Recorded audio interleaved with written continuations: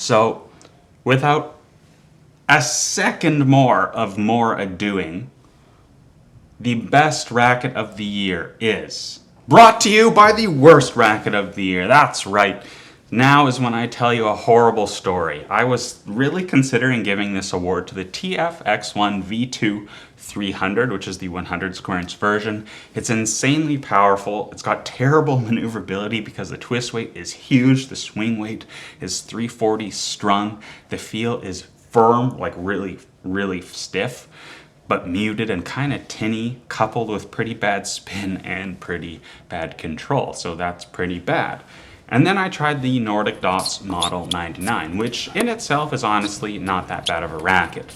The power, stability, and spin were below what I would expect considering the specs. With a beam width of 23 millimeters and a head size of 99, I was kind of thinking that it would fall more in line with like a Speed MP or a Percept 100. But the power levels are honestly more in the range of like a Percept 97, meaning they're even lower than the blades, which I think is a bit ridiculous for the spec.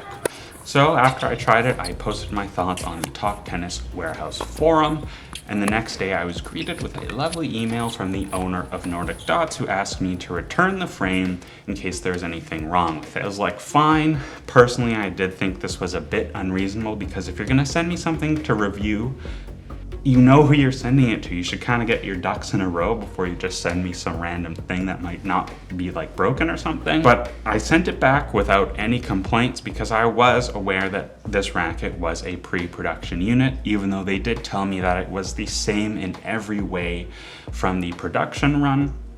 The only difference being that there was an unbranded butt cap. So big whoop, right? Then when I followed up to confirm with the owner that they had received the frame, I was personally attacked in an email for posting my review of the racket without letting their marketing team check what I had to say. He also loosely threatened legal action despite never requesting any confidentiality from me.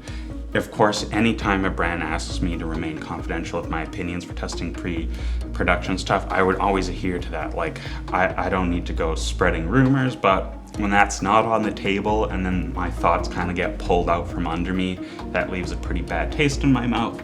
So the worst racket of 2024, potentially of all time, is the Nordic Plops Model 99 Problems. So this is the kind of video that you never really want to make. Almost included that last segment in the TennCom Awards, but decided not to. And the way that it feels to me, like initially I was frustrated that, you know, a company's gonna act so unprofessionally towards me. Like I've given negative reviews in the past, and I don't get this kind of blowback.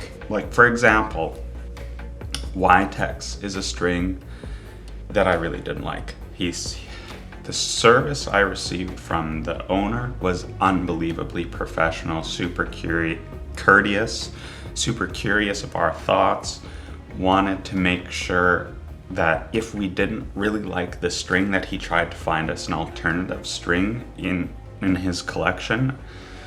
Nothing I tried with YTEX I thought impressed me whatsoever. And then he just said, okay, let me know if you ever want to try anything. No worries. Do you still want an affiliate link? Like we still give you an affiliate link even though these aren't really working for you.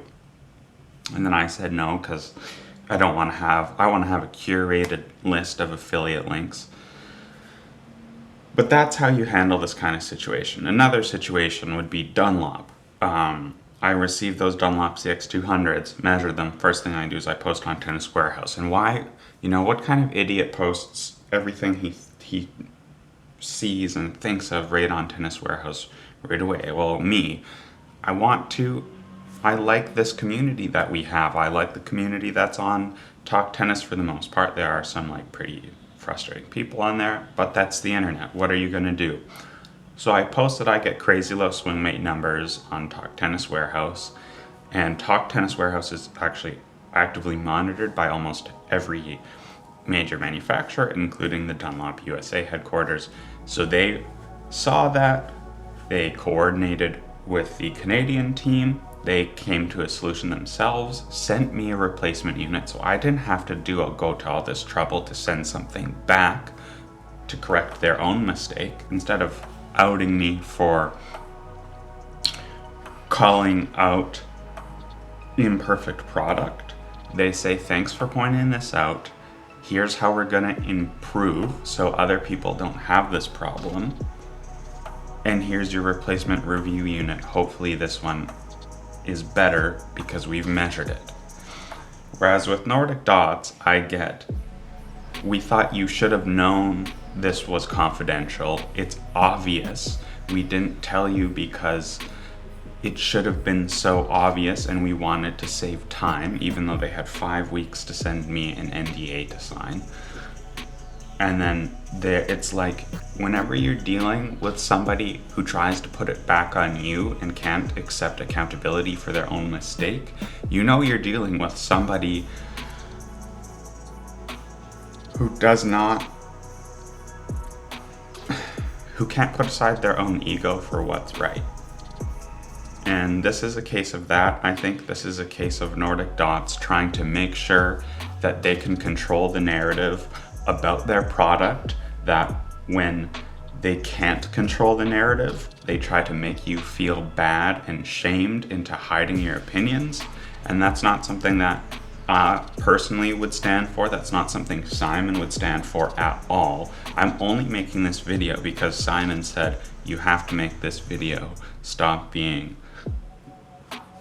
20 derogatory terms and just put it out. So because I'm still kind of a baby, I'm just putting it up for the members right now.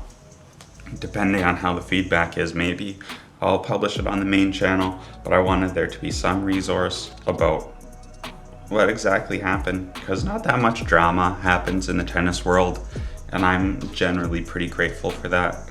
I prefer a drama-free life. I've made tons of decisions in my life to avoid drama.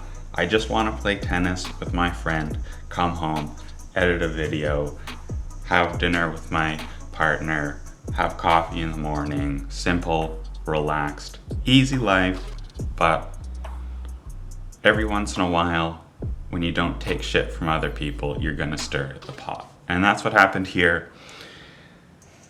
The worst thing about this is I like a lot of their products, and I would have been happy promoting them with or without an affiliate link.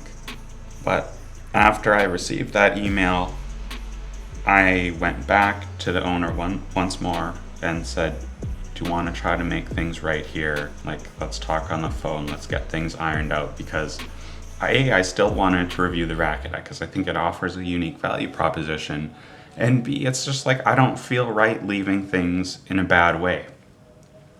I don't think there needs to be more negativity out there, and if you can, heal your differences in an amicable, mature way, that's the best way to do things.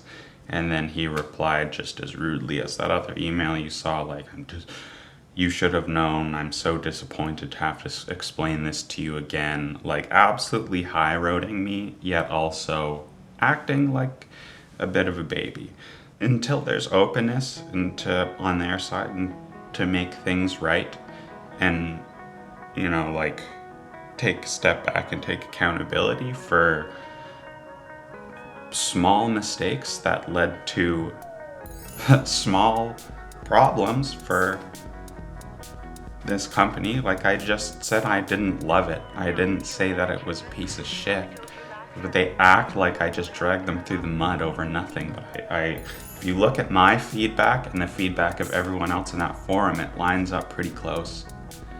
So that's what happened with Nordic Dots, the company whose owner insulted me for no reason.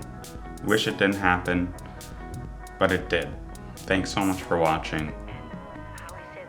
This is the last time I'm going to talk about Nordic Dots on the channel, unless they reach out and want to make things right.